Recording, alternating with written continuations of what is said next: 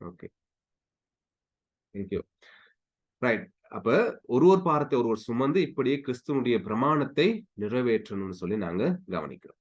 Right. அப்ப 2வது தற்பொழிவை நாடாது. தனக்குரிவைகளை தேடாது. மற்றவருடைய நன்மையில தன்னுடைய வரங்களை, தன்னுடைய கனிகளை, தன்னுடைய தாளந்துகளை, தன்னுடைய நேரங்களை மற்றவருடைய நன்மைக்காக கொடுக்கிற அன்பாக அது இருக்கும் என்பதை நாங்க கவனிக்கிறோம். அடுத்து அந்த வசனத்துல பார்க்கிறோம். ஆம், அன்பு சினமடையாது என்பதை நாங்க கவனிக்கிறோம். ரைட். சினமடையாது அப்படின்னு சொல்லும் பொழுது கோபம் அடையாது அல்லது எரிச்சல் அடையாது அல்லது வருத்தம் அடையாது. அப்ப விசேஷமா நாங்க பாக்குறோம்னா இதெல்லாம் ஒட்டுமொத்தமா பார்க்கும் பொழுது அன்பு வந்து கோபம் அடையாது, சினம் அடையாதுன்னு சொல்லி இந்த நிருபத்துல பவுல் எழுதுகிறத நம்ம கவனிக்கிறோம். அப்ப கோபப்படும் பொழுது அது வந்து பாவமா என்ற ஒரு கேள்வி நமக்குள்ள வரக்கூடும். ஏன்னா அன்பு சினம் அடையாதுன்னு இங்க சொல்லப்பட்டிருக்கு. அப்ப நாங்க பார்க்கிறோம், ஆண்டவர் இயேசு கிறிஸ்து கோபப்பட்டார், சினம் அடைந்தார் இல்லையா? ஆலயத்துல போய் பார்க்கும் பொழுது புறா விற்கிறவங்களும், காசு மாத்தி பலகையில வச்சு காசு மாத்தி வியாபாரம் செய்து கொண்டிருக்கிறவங்களும், ரைட், அவங்க எல்லாத்தையும் பார்த்துட்டு ஆண்டவர் இயேசு கிறிஸ்து வைராக்கியம் கொண்டு கோபம் கொண்டு எல்லாத்தையும் அடிச்சு விரட்டி விட்டார் இல்லையா? ரைட். அப்ப இது என்ன கோபம்? இன்னொரு இடத்துல பார்க்கிறோம், அப்போஸ்தலனாகிய பவுல் வந்து அத்தேனை பட்டணத்துல இருக்கும் பொழுது அங்க வந்து தன்னுடைய ஆவியில மிகுந்த வைராக்கியம் கொண்டார். ரைட். அதாவது தன்னுடைய ஆவியில மிகவும் கோபம் கொண்டார் என்பதை அந்த வசனத்துல நாங்க பார்க்கிறோம். அப்ப அன்பு சினமடையாது, கோபம் அடையாதுன்னு சொன்னா இங்க ஆண்டவர் இயேசுவும் அதை போல நாங்க பார்த்தோம் பவுல் அடிகளார். ரைட். அவங்க கொண்ட கோபம் எப்படியாப்பட்டது? ரைட். நாங்க பார்க்கிறோம், அது நீதியான கோபம். ரைட். அது பாவம் இல்லாத கோபம் என்பதை நாங்க கவனிக்கிறோம். அப்ப கோபம் வரலாம். ஆனால் எதற்கான கோபம்? பாருங்க, அத்தேனை பட்டணத்துல விக்கிரகங்கள் நிறைஞ்சிருந்ததை பவுல் காண்றாரு. அத்தேனை பட்டணத்துக்கு போகும் பொழுது விக்கிரகங்கள் நிறைஞ்சிருக்கிறத பார்த்துட்டு அவர் என்ன செய்யறாரு? அதை கண்டு ஆவியிலே மிகுந்த வைராக்கியம் கொண்டார் என்று சொல்றதை நாங்க பார்க்கிறோம். அதாவது நீதியான கோபம்னு சொல்லும் பொழுது என்ன கோபம்னு சொன்னா, மக்கள் கடவுளுக்கு, சிருஷ்டி கர்த்தருக்கு, கடவுளுடைய பரிசுத்த தன்மைக்கு விரோதமாக செயல்படும் பொழுது அது மிகுந்த கோபத்தை, எரிச்சலை ஒரு மனிதனுக்குள்ள, ஒரு கிறிஸ்தவனுக்குள்ள ஏற்படுத்துகிறது. அது நீதியான கோபம் என்பதை நாங்க பார்க்கிறோம். அதே மாதிரி கடவுள் இயேசுவை நாங்க பார்த்தோம், ஆலயத்தை கள்ளர் குகைகளாக மாத்தி வச்சிருக்கிறாங்க. மக்கள் வந்து ஜெபம் பண்ண வேண்டிய, கடவுளோடு உறவாட வேண்டிய இடத்தை ரைட் மோசமான கள்ளர் குகைகளை போல, வியாபார ஸ்தலத்தை போல மாற்றி வைத்திருக்கிற சந்தர்ப்பத்துல ஆண்டவர் இயேசு கிறிஸ்து நீதியான ரீதியில கோபப்பட்டார். ரைட். அதாவது என்ன நாங்க பார்க்கிறோம், கடவுளுடைய ஸ்தலத்தை, கடவுளுடைய பிரசன்னம் உள்ள இடத்தை, ரைட், கடவுளுக்காக பாவிக்கப்பட்ட இடத்தை, ரைட், இவங்க வியாபார ஸ்தலமாக மாத்தி கடவுளை அகௌரவப்படுத்துவர்களாக செயல்பட்டது நிமித்தம் ஆண்டவர் இயேசு கிறிஸ்து கோபப்பட்டதை நாங்க கவனிக்கிறோம். இது நீதியான கோபம். ரைட். அப்ப நீங்க கவனிக்கிற என்னன்னு சொன்னா, கடவுள் இயேசு அதே நேரத்துல பவுல் போன்றவங்க வந்து தங்களுக்கு கடினங்கள் வரும் பொழுது, தங்களுக்கு போராட்டங்கள் வரும் பொழுது, தங்களுக்கு துன்புறுத்தல்கள் வரும் பொழுது அவங்க கோபப்படல மக்களோட இல்லையா? பவுல வந்து அவர் வந்து நிறைய இடத்துக்கு ஊழியத்துக்கு போறாரு, போற இடங்கள்லாம் அடி. ரைட். அவரு சொல்ற மாதிரி 5 தடவைகள் கிட்டத்தட்ட 40 அடிகள் பிரம்புனால அவர் அடிப்பட்டேன்னு சொல்றாரு. மிலாறுகளால அடிப்பட்டேன், கல்லெறி உண்டேன். ரைட். செத்து போனவன் மாதிரி விழுந்து போன நிலைமை, அந்த அளவுக்கு அடி வாங்கினார். அப்ப தனக்கு கடினங்கள் வரும் பொழுது, தனக்கு வேதனைகள் வரும் பொழுது, மக்கள் தன்னை துன்புறுத்தும் பொழுது அவர் கோபப்படல. எப்ப கோபப்படுறாரு? மக்கள் எப்போ கடவுளுக்கு விரோதமாக செயல்படுறாங்களோ, கடவுளுடைய பரிசுத்த தன்மைக்கு எதிராக செயல்படுறாங்களோ, அப்பதான் கோபப்பட்டார். அது நீதியான கோபம். இங்க என்ன பார்க்கிறோம்னு சொன்னா, அன்பு சினமடையான்னு சொல்லும் பொழுது தனக்கு பர்சனலா தங்களுக்கு விரோதமாக மக்கள் விமர்சனங்களை, கடினங்களை அல்லது போராட்டங்களை, துன்புறுத்தல்களை கொடுக்கும் பொழுது அதுக்கு விரோதமாக உண்மையான அன்பு சினமடையாது என்பதை நாங்க கவனிக்கிறோம். ரைட்? அப்ப உண்மையாக அன்பானவர்களே, கடவுளுக்கு விரோதமாக மக்கள் செயல்படும் பொழுது, கடவுளுடைய தன்மைக்கு பரிசுத்தத்தை குலைச்சல் அடையும்படி மக்கள் செயல்படும் பொழுது, ஒரு உண்மையான கிறிஸ்தவன், தேவனுடைய அன்பை பெற்றவன் கோபப்படுவான் என்பதை வேதத்துல நாங்க கவனிக்கிறோம். ஆனால் மக்கள் தனக்கு விரோதமாக செய்யும் பொழுது, ரைட்? தனக்கு தன்னுடைய நன்றி இல்லாதவர்களாக போகும் பொழுது, தனக்கு விரோதமாக செயல்படும் பொழுது, சினமடையாத அன்புள்ளவர்களாக காணப்பட்டதை நாங்க கவனிக்கிறோம். இல்லையா? ஆண்டவர் இயேசு கிறிஸ்து பாருங்க, அன்பு சினமடையாது என்று சொல்லும் பொழுது, தங்களுக்கு மற்றவர்களால் பாதிப்பு அல்லது மற்றவங்க தங்களை புண்படுத்தும் பொழுது, தங்களை வேதனைப்படுத்தும் பொழுது, ரைட்? அந்த அன்பு சினமடையாது, கோபப்படாது. ரைட்? பவுலையும் சீலாவையும் அடிச்சு, சரியா? அவங்கள கொண்டு போய் ஜெயில்ல போட்டுட்டாங்க. ஜெயில்ல போட்டு அவங்களுக்கு தங்களை அடிச்சவங்கள யோசிச்சு, ரைட்? அவங்க மேல கோபத்தை அவங்க வச்சு கொண்டு இருக்காம, அவங்க சந்தோஷமாக தேவனை துதிச்சு பாடுனாங்கன்னு சொல்லப்படுது. கோபத்தை, எரிச்சலை தன்னுடைய மனசுல வைத்துக் கொண்டு அங்க உட்கார்ந்து இருக்கல. அல்லது கடவுளை குற்றம் சுமத்திட்டு இருக்கல. கடவுளுக்காக நாங்க ஊழியம் செய்தோம், கடவுள் எங்களுக்கு இப்படி செய்துட்டாருன்னு சொல்லி கடவுள் மேல சினமடைகிறவர்களாகவும் அவங்க இருக்கல. இல்லையா? அதே மாதிரி ஆண்டவர் இயேசு கிறிஸ்து எத்தனையோ அடிகள், எத்தனையோ பாடுகள், எத்தனையோ துக்கங்கள், எத்தனையோ தழும்புகள் அவர் தன்னுடைய சரீரத்துல சுமந்தவராக அவர் காணப்பட்ட பொழுதும், தன்னை அடித்தவர்களை, தன்னை நிந்தித்தவர்களுக்கு விரோதமாக ஒரு வார்த்தையும் கோபப்பட்டு சொல்லவில்லை என்பதை வேதத்துல நம்ம பார்க்கிறோம். இல்லையா? கன்னத்துல அரைஞ்சது யாருன்னு கேட்டு அவனை தண்டிக்கல, அவனுக்கு விரோதமா பேசல. யாரு தலையில கொட்டுனது எனக்கு என்று சொல்லி அவனுக்கு விரோதமாக செயல்படல. இல்லையா? அப்ப நம்மளா தான் அப்படிதான். யோசிச்சு பாருங்க. ஆண்டவர் இயேசு சுவாமி உயிரோடு எழும்பினதுக்கு அப்புறம் போயிட்டு பழி வாங்கி இருக்கலாம் அவங்க எல்லாத்தையும். இல்லையா? என்னையதான் நீங்க அடிச்சீங்க, நான் தேவனுடைய குமாரன் என்று பழி வாங்கி இருக்கலாம். ரைட்? ஏன்னா அந்த சினம் அவருக்குள்ள இருக்கல, அந்த கோபம் அவருக்குள்ள இருக்கல. தனக்கு விரோதமாக மக்கள் செய்யற காரியங்களை அவர் பொறுத்து சகித்து கொண்டதை நாங்க கவனிக்கிறோம். அவர் சினம் அடையவில்லை தனக்கு விரோதமாக செய்யும் பொழுது. எப்ப சினம் அடைகிறார்? எப்ப கோபம் அடைகிறார்? தேவனுக்கு விரோதமாக மக்கள் செயல்படும் பொழுது, தேவனுடைய வார்த்தையை மக்கள் தவறாக பயன்படுத்தும் பொழுது, தேவனுடைய வார்த்தையை தவறாக போதிக்கும் பொழுது, ரைட்? தேவனுடைய வார்த்தையின் சத்தியங்களை தவறாக மக்களுக்கு போதிச்சு தவறாக மக்களை நடத்தும் பொழுது அவரால் அதை தாங்கிக் கொள்ள முடியல. அவர் கோபப்பட்டார் என்பதை பார்த்தோம். தனக்கு விரோதமாக அடிகளையும், வேதனைகளையும், துக்கங்களையும், ஏளனங்களையும் சொல்லும் பொழுது அவர் சினமடையவில்லை. காரணம் வேதம் சொல்லுகிறது என்னது? அன்பு சினமடையாது. ஆண்டவருக்குள்ள அதை நம்ம பார்த்தோம். கடவுளுடைய ஊழியர்களுக்குள்ள அதை நாங்க கண்டோம் அன்பானவர்களே. சரியா? இன்னைக்கு நானும் நீங்களும் எங்களுக்கு விரோதமாக, ரைட், மக்கள் ஏதாவது செய்தால், எங்களுக்கு புண்படும் விதத்துல மக்கள் நடந்து கொண்டால் எப்படியான மனநிலைமை உடையவர்களாக நாங்கள் இருக்கிறோம் என்பதை நம்ம சிந்திச்சு பார்க்கிறோம். எவ்வளவு கோபப்படுறவர்களாக, எவ்வளவு எரிச்சல் படுறவர்களாக நானும் நீங்கள் இருக்கிறோம் என்பதை நாங்க பார்க்கணும். அதே நேரத்துல மக்கள் கடவுளுக்கு விரோதமாக செயல்படும் பொழுது சில நேரங்கள் நம்ம என்ன செய்யறது இல்லை, அதை கண்டு கொள்றது இல்லை. ரைட்? எப்படியாவது செஞ்சுட்டு போகட்டும், கடவுளுக்கு கணக்கு கொடுத்து கொள்ளணும்னு சொல்லிட்டு குடும்பங்களையும் திருச்சபையிலும் சில நேரங்களில் நம்ம கண்மூடித்தனமாக இருந்திருப்போம் அல்லது இருந்து கொண்டிருப்போம். ஆனால் அப்படியாக இருக்கும்படி தேவன் எங்களை அழைக்கவில்லை அன்பானவர்களே. ரைட்? அப்ப மக்கள் எங்களுக்கு விரோதமாக செயல்படும் பொழுது தேவனுடைய அன்பு அது சினமடையாது. ஏன்னா அந்த அன்புக்கு தெரியும், அவனுக்கு தெரியும் தேவனுடைய சித்தம்.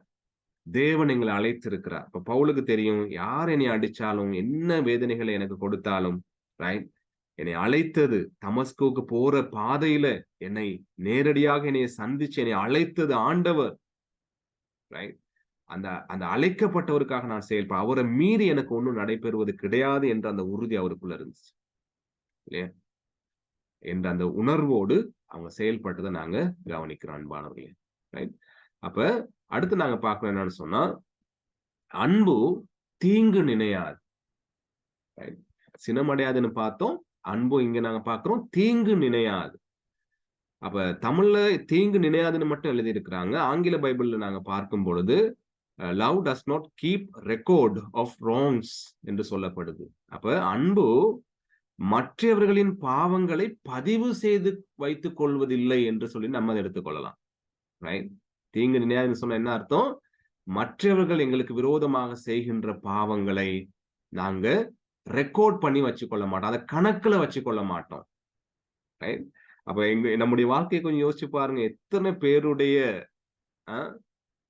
எங்களுக்கு விரோதமான காரியங்களாக இருக்கலாம், அல்லது மற்றவங்க வீழ்ந்து போன பாவங்களாக இருக்கலாம். அதெல்லாம் நம்ம மனசுல வச்சு ரெக்கார்ட் வச்சிருக்கிறவங்களாகத்தான் இன்னைக்கு நானும் நீங்களும் காணப்படுறோம். அதனாலதான் நமக்குள்ள சமாதானம் இல்லாம போகுது.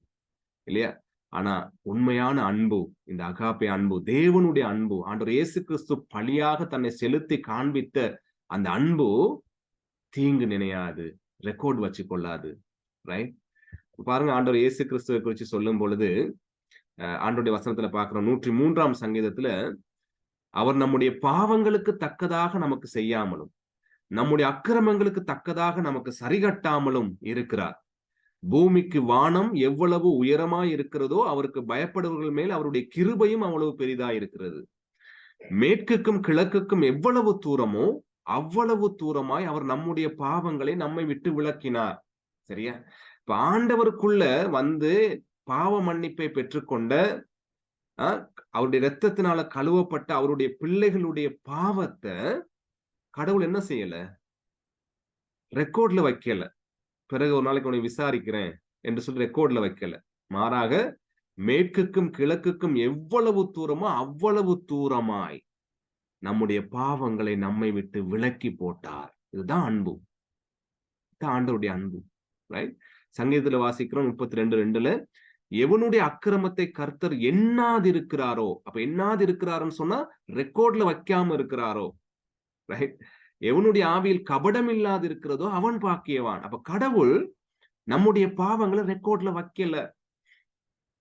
எப்போ கல்வாரி சிலுவையில அவர் எங்களுக்காக மரித்து எங்களுடைய பாவங்களை முழுவதுமாக, எங்களுடைய பாவங்களுக்குரிய தண்டனையை செலுத்தி தீர்த்து எங்களை மன்னித்து அவருடைய பிள்ளைகளாக ஏற்றுக்கொண்டுட்டாரோ, அன்றைக்கே என்ன செஞ்சோம்? என்ன செய்யப்பட்டுச்சு? நம்முடைய பாவங்கள் மேற்குக்கும் கிழக்குக்கும் எவ்வளவு தூரமோ அவ்வளவு தூரமாய் நம்மை விட்டு நீக்கி போட்டவராக காணப்படுகிறார். திரும்ப திரும்ப அந்த செய்த பாவங்கள், பாவிகள் என்ற அந்த படத்தோட எங்களை கடவுள் பார்க்கிறது கிடையாது.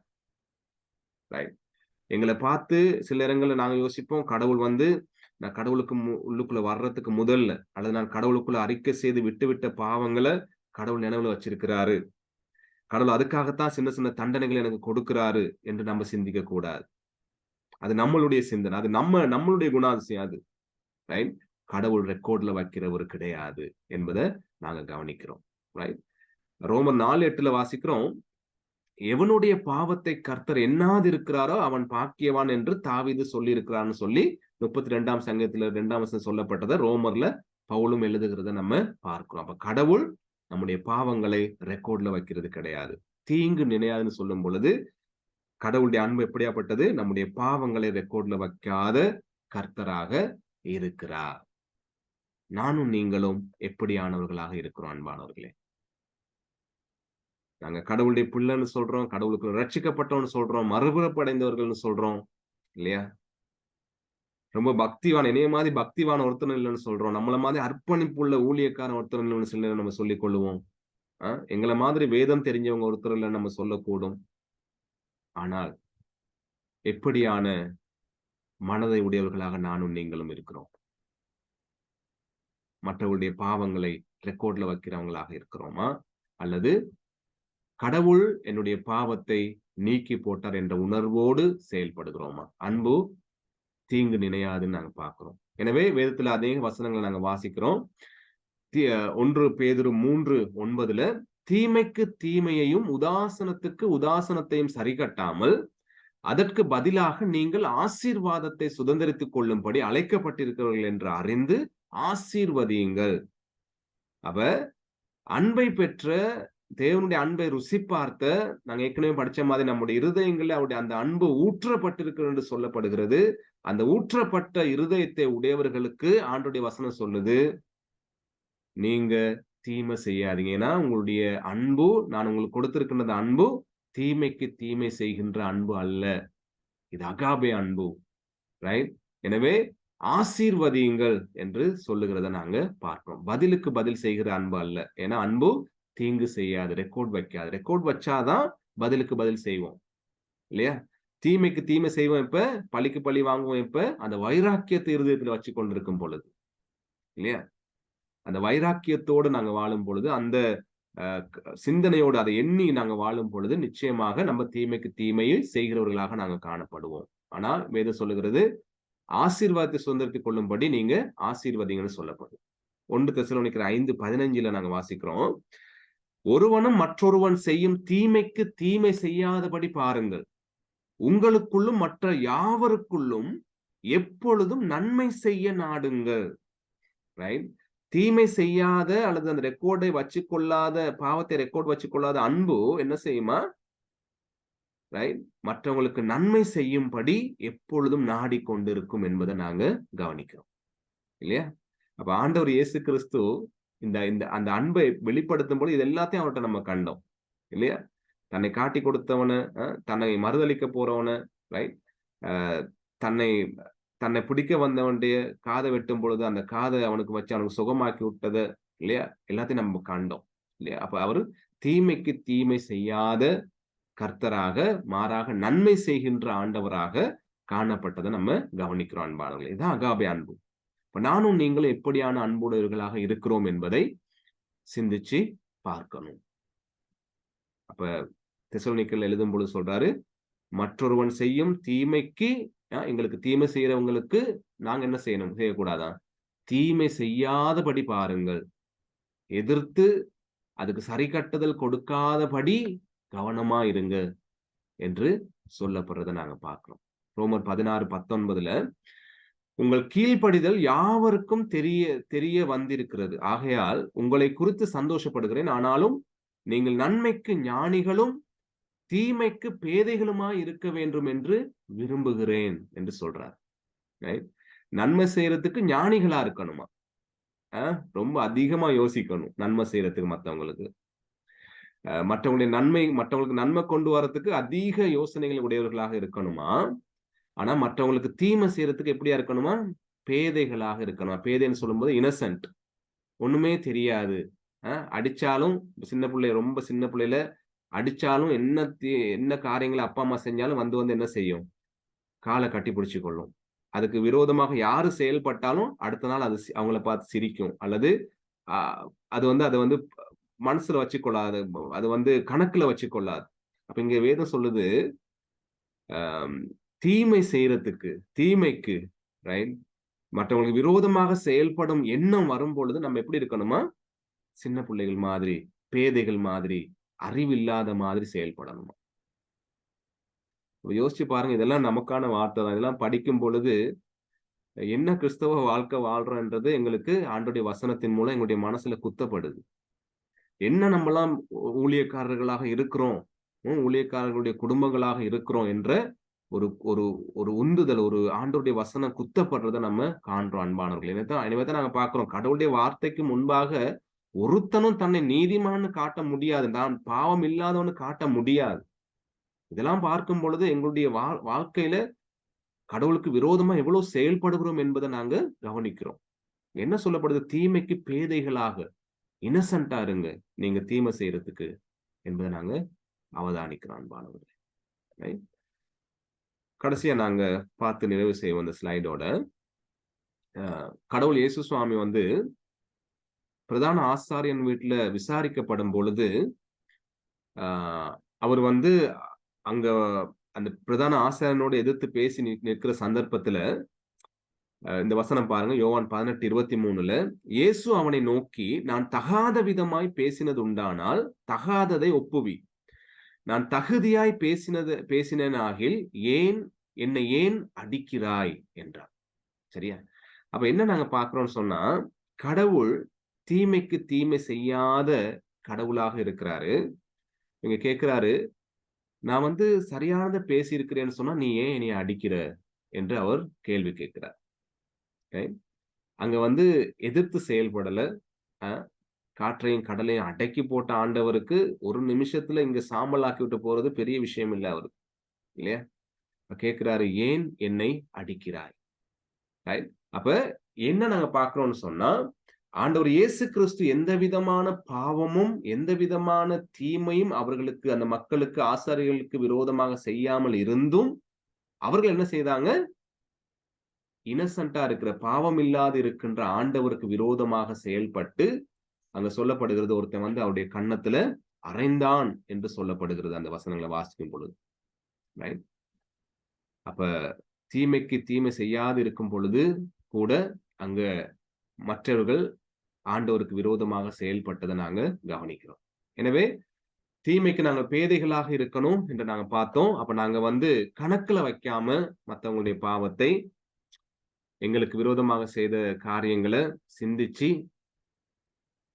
இல்லாம சத்துருக்களை நேசிக்கின்ற அன்போடு என்ன செய்யணுமா?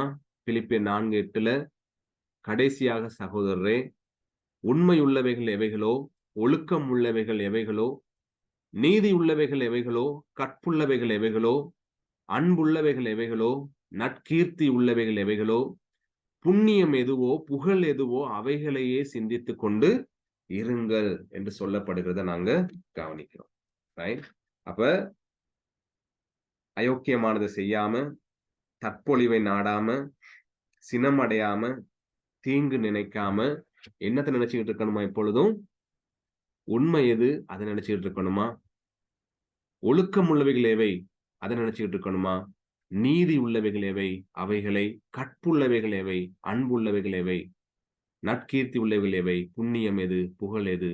அவைகளையே சிந்தித்துக் கொண்டிருங்கள் என்று சொல்லி, ஆண்டவருடைய வசனம் நமக்கு கூறுகிறத கவனிக்கிறோம் அன்பானவர்களே. எனவே, கடவுளுடைய அன்பு எப்படி பிராக்டிஸ் பண்ணப்படுகிறது என்பதை நாங்க கவனிக்கிறோம். நம்முடைய குடும்பத்துல, நம்முடைய திருச்சபையில. உண்மையா எவ்வளவு நம்ம கடவுளுடைய வார்த்தையை மீறி நடக்கிறோம் என்பதை கடவுளுடைய வார்த்தை எங்களுக்கு காண்பிக்கிறது. எனவே கடவுள் எங்களுக்கு கடவுளுடைய வார்த்தையை கற்றுக் கொடுக்கும் பொழுது, இதெல்லாம் எங்களுக்கு கஷ்டம் மாதிரி தெரியுது இல்லையா? ஆகவே ஆண்டவர் சொன்னாரு, என்னில வந்து தங்கியிருங்க. உங்களுக்கு கஷ்டம் தான். ரைட்? நான் திராட்சை செடி, நீங்க கொடிகள். என்னில வந்து நீங்க நிலைச்சிருங்க. அப்பொழுது நீங்க என்ன செய்வீங்க? கனி கொடுப்பீங்க. இந்த அன்பை நீங்க வெளிக்காட்டி, சினமடையாத அந்த அன்பை வெளிக்காட்டி, அயோக்கியமானதை செய்யாத அன்பை வெளிக்காட்டி, தற்பொழிவை நாடாத அன்பை வெளிக்காட்டி, தீங்கு நினையாத அன்பை வெளிக்காட்டி நீங்க வாழ முடியும். என்னில நீங்க நிலைத்திருக்கும் பொழுது கனி கொடுப்பீர்கள் என்று ஆண்டவர் சொன்னார். எனவே, நம்ம செய்ய வேண்டியதெல்லாம் அவர்ட்ட போய் நிலைத்திருக்கிறது மாத்திரம் தான். அவர்ல நிலைத்திருக்காம இருக்கிறதுனால தான் நல்ல கனிகளை கொடுக்க முடியல. அவரோடு உறவாடாம இருக்கிறதுனால தான் நம்முடைய வாழ்க்கை இன்னும் பழைய நிலைமையிலேயே இருக்கு. ஞாயிற்றுக்கிழமை மட்டும் வந்து ஒரு ஆராதனைய வச்சுட்டு போறது மட்டும் தான் நம்முடைய நிலைமையா இருக்கும்னு சொன்னா. தனிப்பட்ட ரீதியில கடவுளோடு உறவாடுறதுக்கு டைம் கொடுக்காம, தனிப்பட்ட ரீதியில அவரோடு ஜெபிக்கிறதுக்கு, தனிப்பட்ட ரீதியில அவருடைய வார்த்தைகளை வாசிச்சு தியானிக்கிறதுக்கு, தனிப்பட்ட ரீதியில எங்களுடைய பாவங்களை அவர்ட்ட அறிக்கை செய்து, ஒவ்வொரு நாளும் மனம் திரும்புதலான ஒரு வாழ்க்கை வாழ்வதற்கு எங்கள நாங்க தனிப்பட்ட ரீதியில ஒப்புக் கொடுக்காம, எவ்வளவு பெரிய ஊழியம் செய்தாலும், அது பிரயோசனமற்றதாக மாறும். எங்களுக்கு கனி கொடுக்க முடியாது என்பதை நாங்க கவனிக்கிறோம். எனவே, இந்த அன்புள்ள ஒரு வாழ்க்கை வாழும்படி நாங்க அழைக்கப்பட்டிருக்கிறோம். அதுக்கு உதவி செய்யும்படி எப்பொழுதும் ஆண்டவர் இயேசு கிறிஸ்து எங்களை அழைக்கின்றவராக இருக்கிறார் என்பதை நாங்க பார்க்கிறோம். இது 5ஆம் வசனத்திலிருந்து மாத்திரம் பார்த்தோம். மிகுதியான காரியங்கள் முடியுமானால் அடுத்த வாரம் சந்திக்கலாம். கடவுளுக்கு சித்தமானால். Thank you. God bless. இப்ப நீங்க கற்றுக்கொண்ட காரியங்கள் எதுவும் பகிர்ந்து கொள்ள இருக்கும் என்று சொன்னால் நீங்க பகிர்ந்து கொள்ள முடியும். அதோட நாங்க ப்ரே பண்ணி நாங்க நிறைவு செய்வோம்.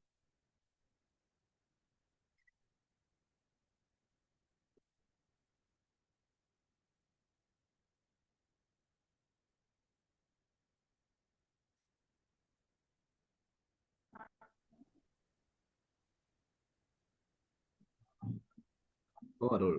பாஸ்டர் சுமித்ரா சொல்லுங்க. பாஸ்டர் ரொம்ப ஆசீர்வாதமா இருந்துச்சு இன்றைக்கு பாடம். அப்ப நாங்க வந்து எங்களோட நாவின் வார்த்தைகளால் மாத்திரமே தேவனோட அன்பு கூறுகிறோம்னு சொல்றோம். ஆனா எங்களோட செயல்களினால நாங்க மிச்சம் அநேகரா எங்களோட சக மனிதர்களை காயப்படுத்தி கொண்டுதான் இருக்கிறோம். அப்ப நாங்க வந்து எங்களோட கிருகையினாலும் உண்மையினாலும் நாங்க எங்களோட சக மனிதரை அன்பு செலுத்த வேண்டும் என்கிறது தான் தேவனுடைய கற்பனையாக இருக்கிறது.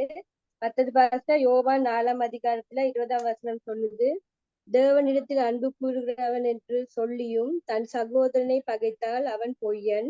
தான் கண்ட சகோதரனிடத்தில் அன்பு கூறாமல் இருக்கிறவன் தான் காணாத தேவனிடத்தில் எப்படி அன்பு கூறுவான் என்று சொல்லுது. 1 யோவான்ல இருக்கு பாஸ்டர். அப்ப தேவனுடைய வசனம் சொல்லுது, நாங்க எங்க சகோதரரோட பகைச்சு கொண்டிருந்தா நாங்க அந்த காணிக்கையை செலுத்த வர முன்ன எங்களோட சகோதரோட ஒப்புரவாகிட்டு அந்த காணிக்கையை செலுத்த சொல்லி, அப்ப நாங்க தேவன் மீது அன்பு செலுத்துற மாதிரி எங்களோட சக மனிதரோட அன்பு செலுத்த வேண்டும் என்று நான் இன்னைக்கு இந்த பாடத்து மேல உணர்ந்து கொண்டேன் பாஸ்டர். ரொம்ப ஆசீர்வாதமா இருந்துச்சு. மற்றது தேவனுடைய வார்த்தை வந்து ஒரு கண்ணாடியை போல நாங்க போய் அந்த வார்த்தை நிக்கும் போது எங்களோட குற்றங்களை குறைகளை தெளிவாக எங்களுக்கு காட்டி கொடுக்குது பாஸ்டர். தேங்க்யூ. தேங்க்யூ சுமித்ரா. நானும் இந்த பாடத்துல இருந்து சொல்லுவேன்னு சொன்னா அப்படித்தான் நானும் சொல்லுவேன். நீங்க சொன்ன மாதிரி. எவ்வளவா நம்ம கடவுளுடைய வார்த்தையின்படி வாழாம இருக்கிறோம். கடவுள் எவ்வளவு எங்களை காண்பிக்கிறார் என்பதுதான் உணர முடியுதே ஒழிய வேற ஒன்னையும் உணர முடியல. கடவுளுக்கு நன்றி. தேங்க்யூ. வேற யாரும்? பாஸ்டர், நல்ல அருமையான ஒரு பாடத்தை இன்றைய நாள கற்றுக்கொண்டேன். அன்புக்கு பொறாமை இருக்காது. நாங்க மற்றவங்களை பார்த்து பொறாமப்படுறது பாஸ்டர், அது எங்களோட ஒரு பலவீனம், இயலாமை. அடுத்தது அன்பு இருந்தா பாஸ்டர் எதையும் சாதிக்கலாம் வாழ்க்கையில. அதிகாரத்தோட போறதோட அன்பா, தாழ்மையா, சாந்தமா இருந்தா எங்களுக்கு எதையும் வாழ்க்கையில வெற்றி கொள்ளலாம். அன்பு முக்கியம், அதிகாரத்தை விட அன்பு முக்கியம். அடுத்தது எங்களுக்கு தாழ்மையும் முக்கியம், பொறுமையும் முக்கியம் எங்க கிறிஸ்தவங்களுக்கு. ஏன்னா அப்படி இருக்க கஷ்டம். ஆனா எங்களுக்கு கடவுள் அதை கொடுத்திருக்கிறாரு. அதுக்காக கூட நான் கடவுளுக்கு நன்றி சொல்றேன் பாஸ்டர். அருமையான பாடத்தை என்னால கற்றுக்கணும். கடவுளுக்கு நன்றி. அப்படியான அன்பை கடவுள் நமக்கு கொடுத்திருக்கிறார். அதை நாங்க பகிர்ந்து கொள்ளும் பொழுது எவ்வளவு ஆசீர்வாதமாக இருக்கும் மற்றவங்களுக்கும் இல்லையா? தேங்க்யூ. வேற யாரும்?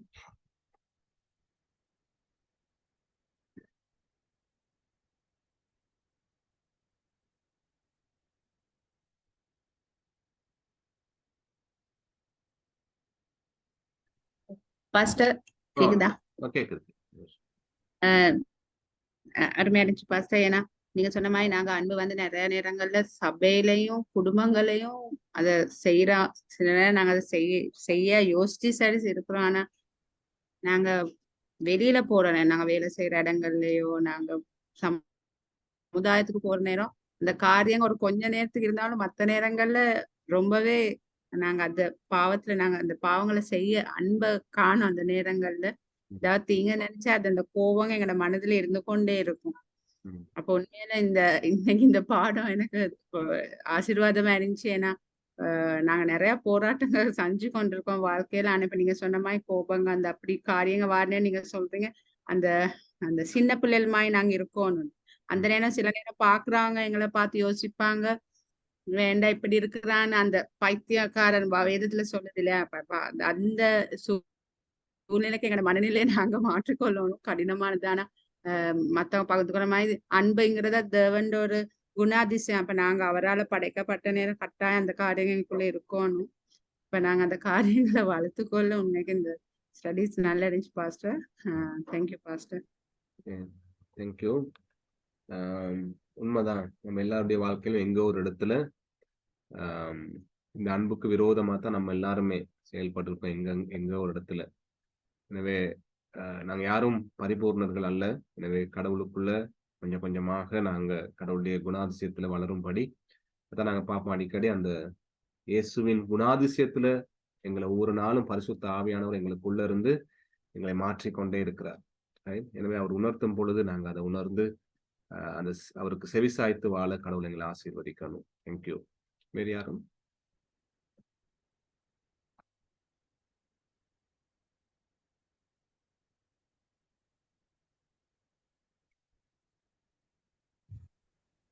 நான் கடவுளுக்கு நன்றி சொல்றேன் இந்த பாடத்துக்காக. உண்மையா கடவுளுடைய அன்பு வந்து எதிர்பார்ப்பு இல்லாத அன்பு. உண்மையா எதிர்பார்ப்பா இல்லாத அன்புனால தான் இன்றைக்கு கடவுள் எங்களை ரட்சித்திருக்கிறாரு. எங்களுடைய நன்மைகளை கொண்டு கடவுள் எங்களை ரட்சித்திருப்பான்னு சொன்னா எங்களுக்கு இன்னைக்கு ரட்சிப்பு இல்லை. அவருடைய அந்த அகாப்பை அன்பினால கடவுள் எங்களுக்கு இன்னைக்கு வாழ்க்கை கொடுத்திருக்காரு. அப்ப அவர் எதிர்பார்க்கிறாரு அந்த அன்பை நாங்க மற்றவர்களுக்கும் காட்டணும்னு சொல்லி.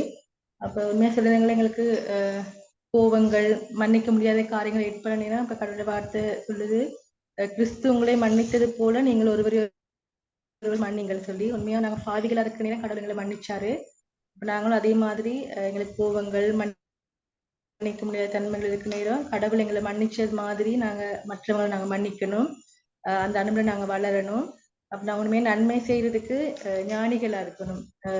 தீமை செய்யறதுக்கு பேடிகளா இருக்குன்னு சொன்ன மாதிரி உண்மையா நாங்க மற்றவர்களுக்கு நாங்க தீங்கு செய்யாம அவருடைய அன்புல நாங்க வளர்றதுக்கு நாங்க அவர்கிட்ட ஜெபிக்க வேண்டியவங்களா இருக்கோம். தேங்க்யூ. தேங்க்யூ. நாங்க எல்லாரும் ஞானிகளா இருக்கணும் அவருடைய வார்த்தையின்படி நன்மை செய்யறதுக்கு. வேற யாரும்?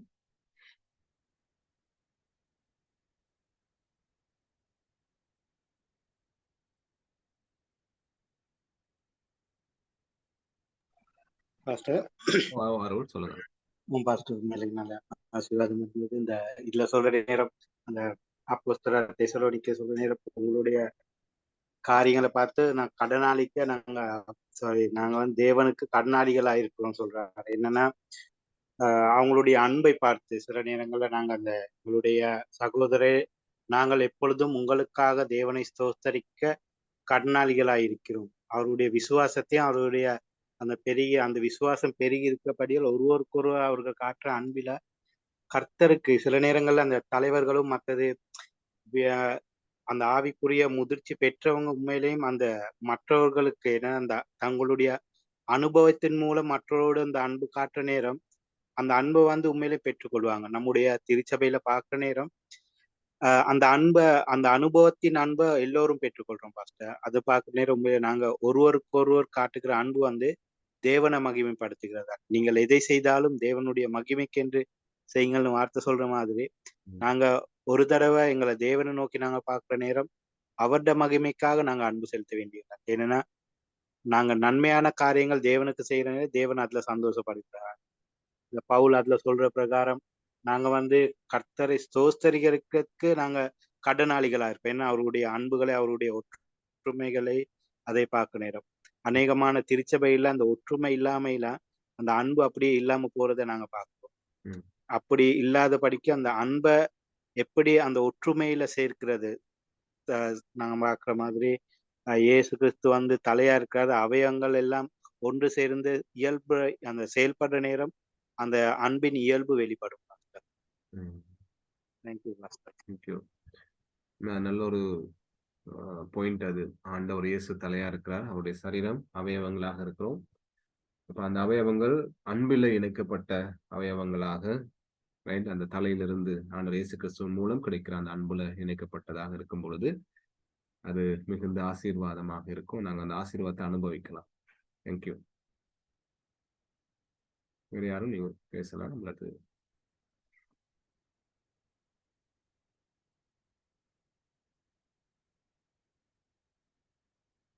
ஓகே. தேங்க்யூ எல்லாருக்கும். நாங்க வந்து இந்த அன்பு போகுனாக்கா இல்ல பாஸ்டர், சரி நீங்க சொல்லுங்க. இந்த அன்பை முதலாவது நம்ம குடும்பங்கள்ல பிராக்டிஸ் பண்ணணும். உண்மையா குடும்பங்கள்ல தான் நாங்க அதிக நெருக்கத்தோடு வாழும் பொழுது நெருக்கத்தோடு சொந்த பந்தங்களோடு அல்லது கணவன் மனைவி பிள்ளைகளோடு இருக்கும் பொழுது கடவுள் உண்மையா அந்த இடத்துல இந்த அன்பை பிராக்டிஸ் பண்றதுக்கு ஒரு வாய்ப்பை கொடுக்குறார். அங்க நாங்க இதை பிராக்டிஸ் பண்ணோம்னு சொன்னா அங்க நாங்க இந்த அன்பை பிள்ளைகளுக்கு கற்றுக் கொடுப்போம்னு சொன்னா நிச்சயமா இந்த அன்பை பிள்ளைகள் சமூகத்துல அல்லது தங்களுடைய எதிர்கால குடும்பங்கள்ல கூட அதை பகிர்ந்து கொள்ள ஆசீர்வாதமாக இருக்க அது உதவியாக இருக்கும். எங்களுடைய ஒவ்வொரு குடும்பத்தையும் நாங்க பிராக்டிஸ் பண்ணும்போது எங்களுடைய குடும்பம் வந்து சேருகின்ற பெரிய குடும்பமாகிய திருச்சபையில அது பெரிய ஆசீர்வாதத்தை பெரிய ஒரு தாக்கத்தை அதை ஏற்படுத்தும் இல்லையா? எனவே அப்படியான ஒரு ஆசீர்வாதமான திருச்சபையா குடும்பங்களாய் ஊழியக்காரராகி நாங்க என்னுடைய குடும்பம் உங்களுடைய குடும்பம் திருச்சபை அமையணும். தேவன் அதுக்கு நமக்கு உதவி செய்யணும் என்பது நம்ம ஜெபம் பண்ணலாம். சொல்லுங்கக்கா. இல்ல பாஸ்டர், அந்த அன்பு பக்கம் எவ்வளவோ பெரிய ஒரு காரியமா இருக்கு. நம்ம சும்மா சாதாரணமா நினைச்சிட்டு இருக்கோம். என்ன பாஸ்டர்? உண்மைக்கா. ஓ, எவ்வளவு டீப்பா பார்க்கணும் அதை. நான் அதை ஆயத்தப்படுத்தும் போது எனக்கு விளங்குச்சு நம்மளாம் ஒரு கிறிஸ்தவ வாழ்க்கையா வாழ்ந்துட்டு இருக்கோம்னு அதுதான். யோசிச்சு ஓ நம்ம காட்டுற அன்பெல்லாம் பொய்ன்னு தான் இருக்கு. அப்ப நம்ம எவ்வளவு கடவுளுக்குள்ள வளர வேண்டி இருக்குது. அப்ப அஹ் கடவுளுடைய கிருபையில வாழ்ந்துகிட்டு இருக்கிறோம். கடவுள் எங்களை பலப்படுத்தணும், எங்களை ஆசீர்வதிக்கணும். நல்லது, நாங்க ஜெபிச்சு இந்த நேரத்தை நாங்க நிறைவு செய்யலாம். யாரோ ப்ரே பண்ண முடியுமா அவருடைய வார்த்தைக்காக? நல்லது, நான் ஜெபம் பண்ணுவோம். மகாரக்கம் திருப்பதி நல்ல ஆண்டவரே, கர்த்தாவே எப்பொழுதும் நல்லவராக இருக்கப்பட சுவாமி. கர்த்தாவே, அன்பை நீ கொடுத்தீர் சுவாமி. அன்பு உன் மூலமாய் வெளிப்பட்டது சுவாமி. கர்த்தாவே, உம்முடைய அன்பு உடைய நேசகுமாரனை கல்வாரியிலே நொறுக்கும் அளவுக்கு அந்த அன்பை நீர் எங்களுக்கு காட்டினீர் சுவாமி. கர்த்தாவே, நீர் உண்மையாக எங்களை அன்பு கூறாவிட்டால் கர்த்தாவே எங்களுக்கு ரட்சிப்பு, கர்த்தாவே எங்களுக்கு விடுதலையும் எங்களுக்கு பாவ மன்னிப்பும் இல்லை சுவாமி. ஆண்டவரே, நாங்கள் நன்மை செய்து உங்களுடைய அன்பை பெறவில்லை சுவாமி. மாறாக உங்களுக்கு சத்துருக்குள்ளா இருக்கும் பொழுது நீ தேடி வந்து உங்களுடைய அன்பை எங்களுக்கு கர்த்தாவே, எங்களுடைய அன்பானது சுவாமி மாயமற்றதும், கர்த்தாவே அது பொய்யும், கர்த்தாவே அது காலையிலே இருக்கிற பனியை போன்று மறையக்கூடியதுமாய் இருக்கிறது சுவாமி. ஆனாலும் உங்களுடைய அன்பு சுவாமி மாறாததும் நிச்சயமானதும் சுவாமி. கர்த்தாவே, அது எந்தெந்தைக்கும் நிலைநிற்றதுமாய் இருக்கிறது சுவாமி. கர்த்தாவே, இப்படியான அன்பை எங்களுக்கு வெளிப்படுத்தி அன்பின் தெய்வமாக நீர் எங்களுக்கு அறிமுகமான பதவி சுவாமி. நீர் சுவாமி உங்களுடைய அன்பை எங்களுக்கு தராவிட்டால் சுவாமி, கர்த்தாவே எங்களுக்கு ஆதரவும், கர்த்தாவே எங்களுக்கு நம்பிக்கையும் இல்லாமல் இருக்கும் சுவாமி. கர்த்தாவே, உங்களுடைய அன்புக்காக நாங்கள் நன்றி செலுத்துகிறோம் சுவாமி. கர்த்தாவே, நீர் எங்களுக்கு அன்பை தந்து கர்த்தாவே உங்களுடைய அடிச்சுவரில் எங்களை நடக்கும்படி சுவாமி நீர் எங்களுக்கு கற்பித்ததான பாடத்துக்காக உங்களுக்கு நாங்கள் நன்றி செலுத்துகிறோம் சுவாமி. கர்த்தாவே, உங்களுடைய அன்பு மாயமற்றதா இருக்கிறது. இந்த அன்பு சுவாமி மாயமற்றது, கர்த்தாவே மாறாதது, என்றுமே நிச்சயமான அன்பா இருக்கிறது சுவாமி. கர்த்தாவே சுவாமி, உங்களுடைய பாவங்களை தயவாய் மன்னிங்கள் சுவாமி. கர்த்தாவே, அன்பின் மொத்த உருவமாகி உண்மை நமஸ்கரிக்க நாங்கள் ஒரு வாழ்க்கையில் அன்பற்றவர்களாக சுவாமி, கர்த்தாவை மன்னிக்க முடியாதவர்களாக, கர்த்தாவை பெருமையுள்ளவர்களாக, கர்த்தாவை சினம் அடைகிறவர்களாக, தீங்கு நினைக்கிறவர்களாக சுவாமி, கர்த்தாவே அயோக்கியமானதை நாங்கள் நாடுகிறவர்களாக இருக்கிறோம் சுவாமி. கர்த்தாவை தயவாய் எங்களுடைய மன்னிப்பு பிடித்தோம். கர்த்தாவை உங்களுடைய ஆவியானுடைய அனுக்கிரகம் வழிநடத்தல் எங்கள் ஒவ்வொருவரோடும் கூட இருந்து சுவாமி. கர்த்தாவை நீர் எங்களுக்கு காட்டின அந்த அன்பை மற்றவர்களோடு நாங்கள் பகிர்ந்து கொள்ளவும், மற்றவர்களை மன்னிக்கவும், மற்றவர்களை ஏற்றுக்கொள்ளவும் சுவாமி. கர்த்தாவை மற்றவர்களுக்கு நாங்கள் தீங்கு நினையாமல் சுவாமி அவர்களுக்கு தீமைக்கு நன்மை செய்து கொண்டா இருக்கும் உதவி செய்ய சுவாமி. கர்த்தாவை நாங்கள் ஒப்புக்கொள்கிறோம், பலவீனமானவர்கள் சுவாமி. கர்த்தாவே, எங்களால் இந்த காரியத்தை செய்ய முடியாது. ஆனாலும் சுவாமி நீர் எங்களுக்கு பலன் தந்தால் இந்த ஆதாரனுடைய வழிநடத்தில் எங்களோடு கூட இருந்தார் சுவாமி. எங்களுக்கு செய்ய முடியும் சுவாமி. ஆகவே சுவாமி, எங்களை நாங்கள் தாழ்த்தி சுவாமி முழுமையாக உங்களிடத்தில் ஒப்படைக்கிறோம். நீத்தாமே சுவாமி எங்களை வழிநடத்த வேண்டும் என செஞ்சு நிற்கிறோம் சுவாமி. கர்த்தாவே, நாங்கள் எந்தெந்த இடத்துல நாங்கள் நியாயமாக நடந்திருக்கிறோம், தப்பு பண்ணியிருக்கிறோம் சுவாமி. எங்களை மன்னித்து பிள்ளையாக ஏற்றுக்கொண்டு சுவாமி அந்த வழிகளை நாங்கள் சீர்படுத்தி சீர்பொருந்தி கர்த்தாவே நாங்கள் சரியான விதத்திலே நாங்கள் அன்பு செலுத்தவும், கர்த்தாவே நாங்கள் வாழவும் உதவி செய்ய வேண்டும். எங்கள் சகோதர அன்பிலே நாங்கள் நிலைநிற்க உதவி செய்ய வேண்டும் என இருக்கிற ஒவ்வொருவரையும் இந்த பாடத்தல்லை வைத்து நாமக்கல் ஜெபிக்கிறோம். ஆமென். Thank you எல்லாருக்கும். அடுத்த வாரம் சந்திப்போம். God bless. Thank you. Thank you. Thank you. Thank you, Pastor. Thank Thank you. you, ma. Thank you. Thank you, Pastor. Thank you. God bless. இல்லங்கம்மா. Thank you, Nimrod. Thank you, Pastor. God bless you. Thank you. Thank you, God bless. Pastor. Thank you, அம்மா. அம்மா வெள்ளிக்கிழமை ஜெபம் செய்ய முடியுமா? Pastor. Okay. Okay. Thank செய்றேன். you. Thank you, ma. Thank you. Okay. God bless.